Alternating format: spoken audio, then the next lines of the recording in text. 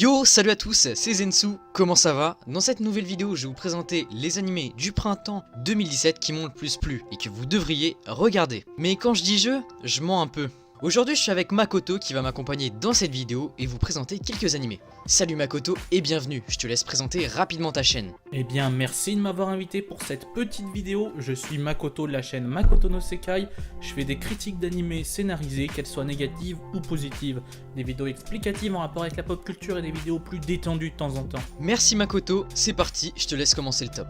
Histoire de commencer soft, on va commencer par Renai Bukun. Alors je présente cet animé d'entrée car il est juste hilarant. Je vais vous raconter vite fait le synopsis histoire que vous compreniez pourquoi. Une déesse de la mort, entre guillemets pour ne rien spoil, nommée Yuri, possède un cahier nommé Kiss Note. Ce cahier fait éprouver des sentiments réciproques à deux personnes dont le nom y est inscrit et si elles s'embrassent dans les 24 heures qui y suivent. Cependant, si elles ne s'embrassent pas, la personne qui possède le cahier meurt. Rien que là, vous en voyez déjà la couleur, l'anime en lui-même est une grosse satire de Death Note, et c'est tellement con de A à Z que ça en est hilarant. Je ne vous en dis pas plus, juste allez le voir par vous-même.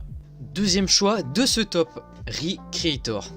Les humains ont créé plusieurs histoires, joie, tristesse, la colère, profondes émotions. Ces histoires qui bouleversent nos émotions et nous fascinent.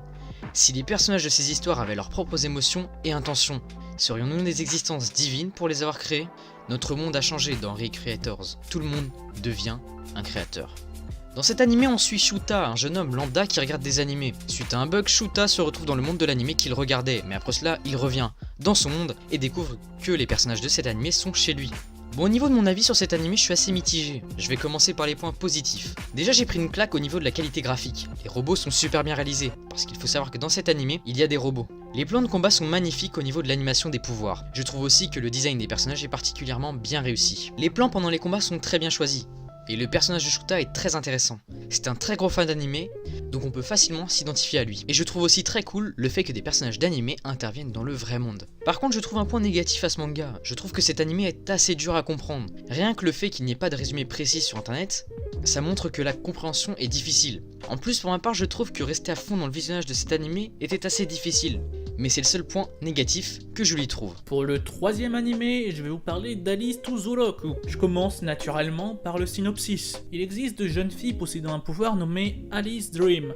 Ce pouvoir permet de matérialiser certaines choses via leur imagination. Cependant, ces personnages, Sana l'héroïne incluse, sont devenus des sujets d'expérience après la découverte de ce pouvoir par un laboratoire. Sana va donc s'enfuir du laboratoire et donc rencontrer Zouroku, un homme âgé dans un supermarché qui l'hébergera temporairement. Cet animé développe plusieurs thèmes sérieux, comme l'utilisation d'êtres vivants à but expérimental en montrant la situation des deux côtés, c'est-à-dire les pensées des chercheurs et la façon dont Sana le vit. L'intégration dans la vie de famille, Zouroku adopte Sana et cette dernière apprendra à se comporter correctement au sein de la famille. L'appréhension du monde extérieur et des différences. Sana a peur des gens, du monde extérieur, du fait que non seulement elle a passé sa vie en laboratoire, mais aussi qu'elle est différente du fait qu'elle ait des pouvoirs qu'elle ne contrôle pas forcément. En plus de ces quelques thèmes, on a le droit à un visuel original, à de bonnes OST, à un opening à tomber et à quelques petites scènes amusantes bien jaugées. Donc, que demander de plus? Quatrième choix de ce top, Gin no Guardian, aussi appelé The Silver Guardian. Suigin est un joueur professionnel de jeux vidéo, mais il garde son activité secrète. Seul une élève de sa classe, Lei, est au courant. Un jour, Lei remet à Suigin un appareil lui permettant de tester un nouveau jeu en ligne, Grave Buster. Mais avant même de lui expliquer comment il fonctionne, elle est kidnappée. Tandis qu'il cherche à l'aider, Suigin active accidentellement un processus qui le projette dans le jeu. Il se retrouve alors au cœur d'une bataille opposant des pilleurs de tombes aux protecteurs de la sépulture d'une déesse venue sur Terre il y a 1000 ans. Bon, encore un animé sur les jeux vidéo, vous allez me dire. C'est vrai qu'en ce moment on en a pas mal, mais celui-là est assez unique en son genre. J'ai beaucoup aimé cet animé, j'aime beaucoup le personnage principal, Suigin, il est tellement stylé lorsqu'il entre dans le jeu et qu'il défonce tous les ennemis. J'aime aussi sa personnalité et son côté un peu maladroit avec Lei. Il faut savoir que Gin no Guardian ce n'est pas qu'un animé de jeux vidéo, on a aussi une vraie romance entre Suigin et Lei. Au début Suigin veut garder une relation seulement numérique avec Lei, mais elle de son côté ne sait donc pas qu'elle joue avec Suigin.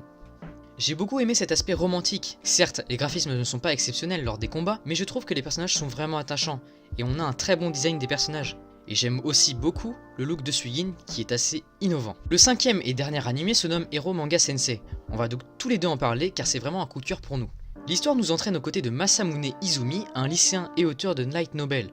Les Light Novel, pour ceux qui savent pas, c'est des courts romans illustrés.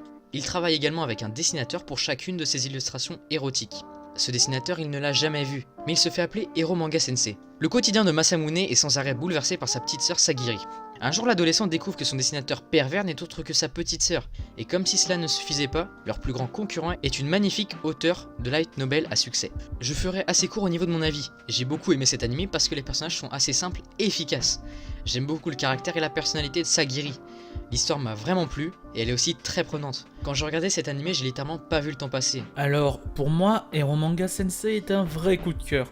Étant donné qu'il s'agit du même auteur que celui d'Oreimo, on retrouve pas mal de ressemblances, notamment dans le style graphique qui est toujours aussi sympathique, mais aussi dans les personnages en général, avec un frère tentant de se rapprocher de sa sœur et une sœur renfermée sur sa passion. Alors pourquoi Hero Manga Sensei surpasse de très loin Oreimo alors qu'il utilise en partie les mêmes ingrédients, vous me demanderez? Eh ben c'est très simple, l'auteur a corrigé en grande partie les erreurs et points désagréables qui étaient présents dans Oreimo. Là où Kirino était un personnage insupportable et chiant à souhait, Sagiri se détache nettement du cliché habituel de la tsundere et est un personnage attachant et développé. Sa passion et ses convictions s'expliquent sans que tout te soit envoyé à la figure. Les OST sont, ma foi, sympathiques et putain, ça parle de réalisation et d'édition de light novel érotique. Certes, c'est moins approfondi que dans Bakuman par exemple, mais pour un animé de type comédie, ça fait largement son taf. Bref, vous l'avez sûrement compris, mais pour moi c'est un coup de cœur de printemps 2017.